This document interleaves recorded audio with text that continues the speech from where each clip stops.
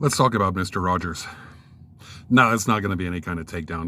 Don't worry about it. No, like Mr. Rogers hot takes or anything like that.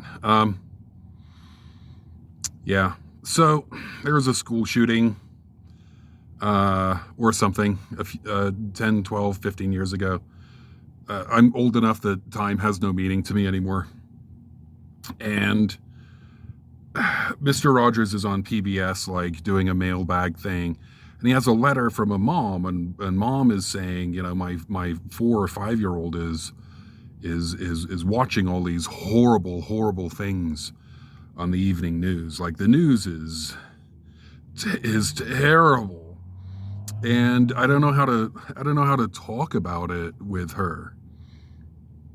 And old Freddie goes, what my mother always used to tell me is in times of trouble, look for the helpers. And that's some inspirational stuff. It worked for Fred. I don't know if it worked for the lady from the mailbag, but it could have. I see it quoted around the internet quite a bit.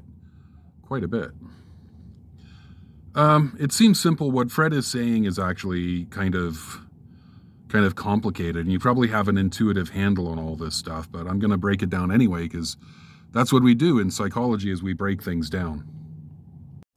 Yeah, you got to make the implicit explicit.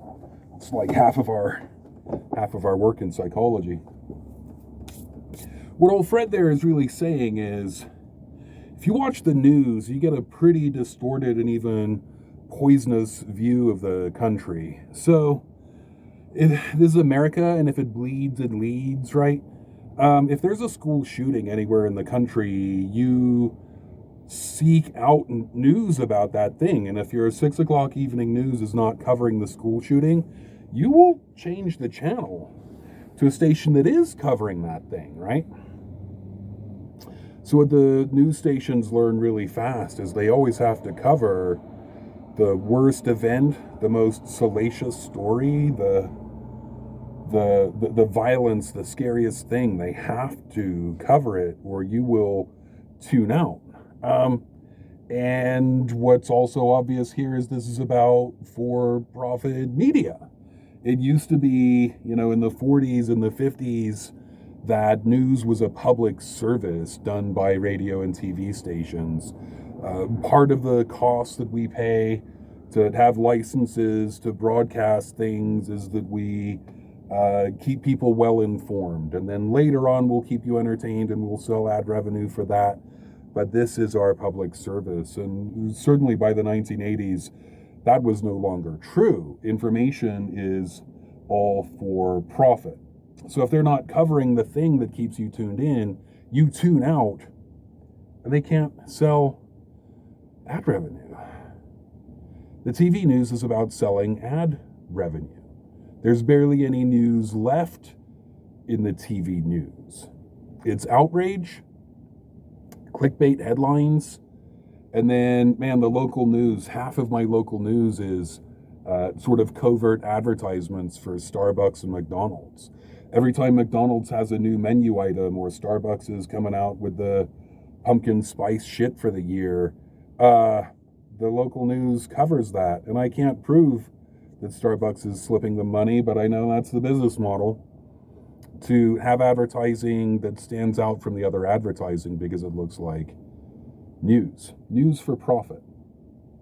So, is all of this drama and trauma really representative of what our world is like, what it's like to be in America? There are 250,000 schools in America. A quarter million.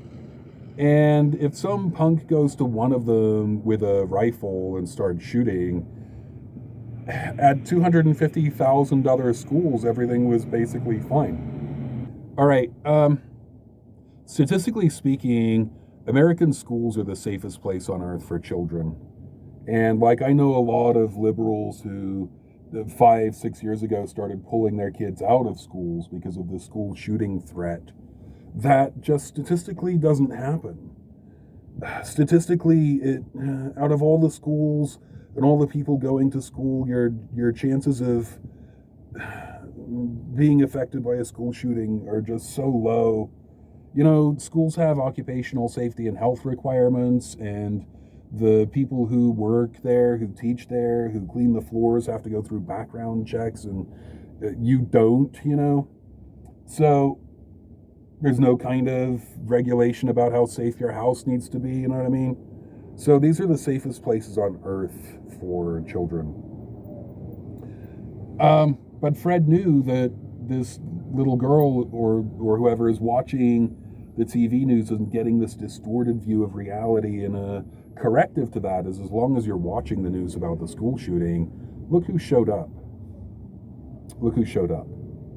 For every dirtbag who shows up with a rifle, like, there's a teacher stepping in the hallway to get into his way because she knows every bullet in her body is one fewer bullets in her kids' bodies. Yeah? Those 3 ROTC kids who held the door. The paramedics who show up on the scene, and the police are like, hey, open scene, it's not safe. And they're like, fuck you, I'm going in. It's my job. The police who put their bodies in harm's ways, the psychologists, the therapists, the social workers who show up after the fact and offer free grief counseling services to all comers. And, you know, for every dirtbag who shows up to do harm, there might be 100 good people who show up to try to help. And that's what Fred means. Look for the helpers. That's all good. It's fine. No beef with Fred Rogers whatsoever. He's cool with me. If there's an issue, it's this. He was talking to children. Yeah. He's telling children to look for the helpers, but you are not a child. I mean, if you're on my page, my video feed is explicitly not for children. Children should not be here. Fuck off, children. It's a place for grown-up people. Children don't have agency. You know? All that a child can do, almost by definition, is sit and watch, see what happens, and draw whatever conclusions they can from that. But you're a grown-up person. You have agency. You can make choices. You can make choices even in difficult circumstances. Now, that's hard. It's just not as simple as make a choice to feel better or do better or something like that. Decisions are, man, the complicated nature of a decision is central to existential psychology. But at some level, it is true. You have agency that children lack. You can develop the agency that children lack. You can always increase your degrees of freedom. So maybe you shouldn't look for the helper. Children, when they're watching the news, their sense of the world is getting distorted, and they might come to believe that school is dangerous and people are dangerous and people are selfish and mean and cruel and best to be avoided. Man, when I look around, when I talk to younger people, that's the impression that I get. Grown-ups don't have to do that. So let's say you're in a bus crash. You know, it's you and 42 other people. The bus has run into something, gone off the road, and you're hurt. Maybe you've broken your arm. So everyone files off the bus and sits by the roadside. And you have a choice to make at this point. You have a decision to make. And it might not be that simple because you might not see the decision in the moment. You might just act out whatever scripts you were handed in the moment, right? You might not even be able to choose to make a choice. But there is one. There's that choice there. There's a decision moment.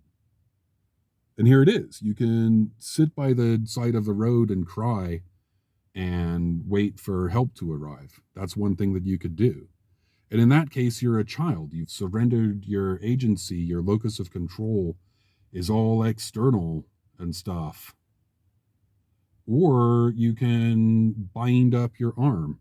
You can grit your teeth, push through some pain, bind that shit up, and go find someone who's hurt worse than you and help them. In other words, you needn't sit around and look for a helper who may or may not arrive. You could be the helper. This isn't all just mindless, useless, abstract philosophy, right? There's a when you get into crisis response, when you look at people who go through more or less identical events and who experiences post-traumatic stress and who walks away basically okay, their faith in the world basically unchallenged, there's a style of coping called tend and befriend. And that's the person who exactly patches up their own injuries as best they can and then goes and offers aid and comfort to whoever else that they can. And what's happening here is they're not letting the circumstance run away with their locus of control. They're keeping one hand on that bitch and not letting it get too far away. All right? And so those are the people who tend to come through traumas in better shape than, say, the rest of us. Yeah. So Fred Rogers was right. Fred Rogers was completely 100% and in all other ways right. In times of trouble, look for the helpers. But Fred was talking to children, and you're not a child. Instead of sitting and passively waiting for aid and comfort, maybe be the helper.